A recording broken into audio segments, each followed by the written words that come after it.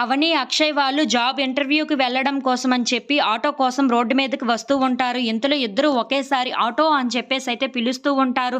ఒక ఆటో అక్కడికి రావటంతో నేనెక్కుతానంటే నేనెక్కుతాను అని చెప్పేసైతే స్పీడ్‌గా ఇద్దరు కూడా ఎక్కేస్తూ ఉంటారు.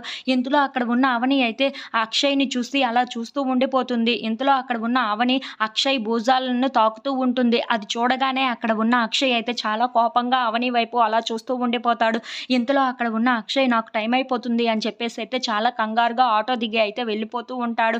ఇంతలో అక్కడ ఉన్న అవని చీర అయితే ఆటోకి తగులుకొని కాస్త లేట్ అవ్వటంతో లోపలికి వెళ్ళటం కూడా లేట్ అయిపోతూ ఉంటుంది. అది చూడగానే అక్కడ ఉన్న ఇంటర్వ్యూ చేసిన అతని దగ్గరికి వెళ్ళి నా పేరు ఇంతకు ముందే పిలిచేశారు. కానీ నాకు కాస్త లేట్ అయిపోయింది. ఇప్పుడు నేను వెళ్ళొచ్చా అని చెప్పేసి అయితే అడుగుతూ ఉంటుంది.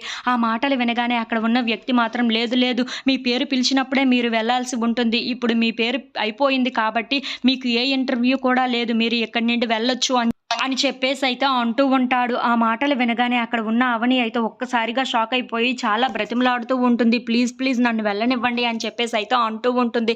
ఇంతలో అక్కడ ఉన్న వ్యక్తి మాత్రం కుదరదమ్మా మీరు వెళ్ళిపోండి అని చెప్పేసి అయితే చాలా గట్టిగా కసురుకుంటూ ఉంటాడు. అది చూడగానే అక్కడ ఉన్న అక్షయ్ అయితే చాలా సంతోషిస్తూ ఉంటాడు. ఇంతలో అవని బయటికి వచ్చేస్తూ ఉంటుంది. అక్షయ్ కూడా ఇంటర్వ్యూని పూర్తి చేసుకొని బయటకు వస్తూ ఉంటాడు. అది చూసి అక్కడ ఉన్న అవని అయితే మీకు ఏమైనా జాబ్ వచ్చిందా అండి, మీరు ఇంటర్వ్యూలో పాస్ అయ్యారా అని చెప్పేసి అయితే అడుగుతూ ఉంటుంది. ఆ మాటలు వినగానే అక్కడ ఉన్న వ్యక్తి అయితే ఈయనకు కూడా జాబ్ రాలేదు.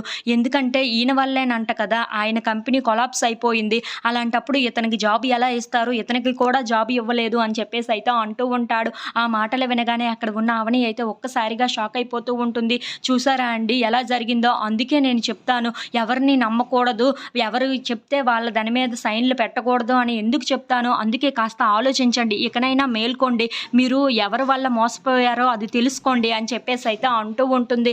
ఆ మాటలు వినగానే అక్కడ ఉన్న అక్షయ్ అయితే ఒక్కసారిగా షాక్ అయిపోయి అవని చెప్తుంది కూడా నిజమే కదా, నేను ఎవరి వల్ల మోసపోయానో అక్కడి నుండే మళ్ళీ గెలుచుకొని వస్తే మళ్ళీ నా కంపెనీ నా చేతికి వస్తుంది కదా అని చెప్పేసి అయితే ఆలోచిస్తూ అలా అవని వైపు చూస్తూ ఉండిపోతాడు. If you like this video please like, share and subscribe.